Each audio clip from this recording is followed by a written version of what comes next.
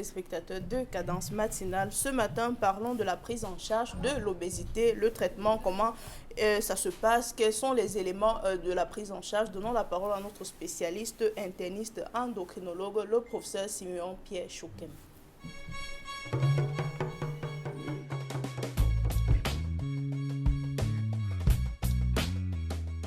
Vous me voyez soupirer. Alors, je vais d'ailleurs appeler un autre petit message en ce qui concerne la prévention avant d'engager dans le traitement.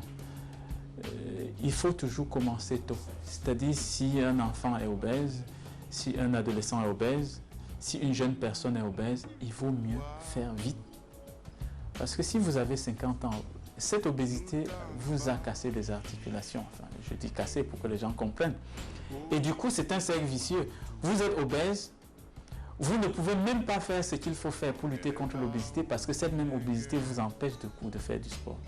Donc il faut toujours commencer tôt, quand on est plus jeune, on a plus d'énergie, on a plus de temps. Et l'obésité n'a pas encore eu le temps de faire que nous ne puissions pas faire de l'activité physique. Je voudrais insister là-dessus. Maintenant, le traitement, j'ai soupiré tout à l'heure, malheureusement, l'obésité fait partie des problèmes pour lesquels il n'y a pas une pilule qu'on avale et on voit les effets tout de suite. C'est une maladie causée en grande majorité par des anomalies du mode de vie. Son traitement, c'est la remise à l'heure du mode de vie. Les mesures que j'ai citées tout à l'heure, c'est des mesures, les mêmes mesures qu'il faut pour prévenir. C'est ces mêmes mesures qu'il faut pour lutter contre l'obésité. Bon, mais en pratique, c'est au stade du surpoids qu'il faut commencer. Consulter un médecin. Il y a des médecins qui savent bien prendre en charge. S'ils ne le savent pas, ils vont envoyer chez le spécialiste, l'endocrinologue classiquement, qui va donner des conseils, va évaluer votre motivation. Parce que qui dit mode de vie dit motivation.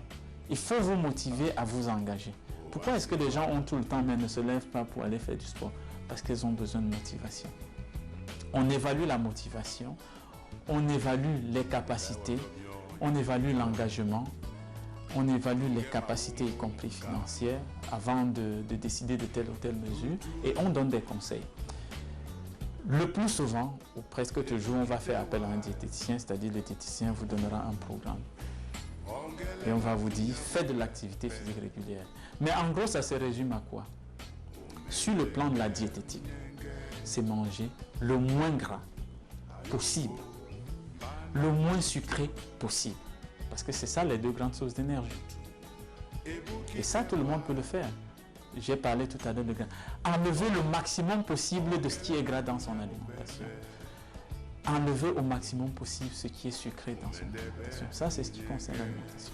En ce qui concerne l'activité physique, au minimum 3 fois par semaine, idéalement 5 jours par semaine, d'au moins 30 minutes d'une activité qui fait transpirer, qui fait suer. Voilà.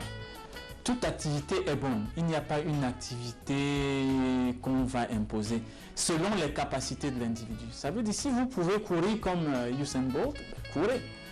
Si vous pouvez faire la marche, faites la marche 2, 3, 4 km tous les matins.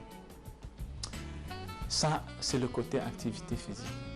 Si vous avez 35 ans et plus, il vaut mieux consulter pour qu'on évalue les capacités cardiaques pour éviter l'effet secondaire qui est de se retrouver, d'avoir une hypertension qu'on ne connaît pas, d'avoir une maladie cardiaque dont on n'est pas au courant et de s'écrouler pendant qu'on fait du sport. Et nous avons tous vu ou entendu des cas de personnes qui voudraient faire du sport pour le bien et qui sont retrouvées dans un cercueil. Donc ça aussi, nous devons l'éviter. D'accord. Dans l'alimentation, tout à l'heure, ce que je n'ai pas dit, c'est bien sûr privilégier les végétaux. Tout ce qui est vert est classiquement donc une alimentation qui tend vers le végétaux, c'est-à-dire végétarien, beaucoup plus que carné. D'accord. Voilà, manger moins gras et moins sucré le plus de temps que possible. Ça, ce sont les conseils de notre spécialiste, le professeur Siméon Pierre Choukem. Lorsqu'on veut prendre à charge l'obésité, une personne qui a des graisses en superflu, il est important de contrôler son alimentation, mais également d'associer à cela une pratique régulière de l'activité physique, notamment le sport. Manger, bouger, ça c'est le slogan qu'on chante souvent dans certains médias et tout, mais c'est important. Tel on mange, il faut aussi bouger.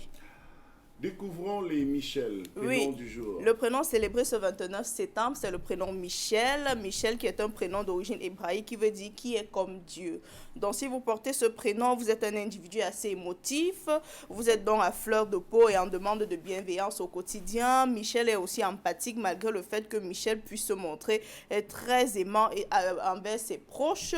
Michel également peut être très susceptible et n'a pas peur de se lancer des défis car il va jusqu'au bout pour les atteindre. Alors Michel a besoin d'une partenaire qui soit à l'écoute, rassurante et l'aider à s'endurcir pour trouver son équilibre. Il est à noter que Michel est un prénom mixte. Il peut être porté par des garçons comme par des filles, donc ça va de soi. Les caractéristiques également sont mixtes.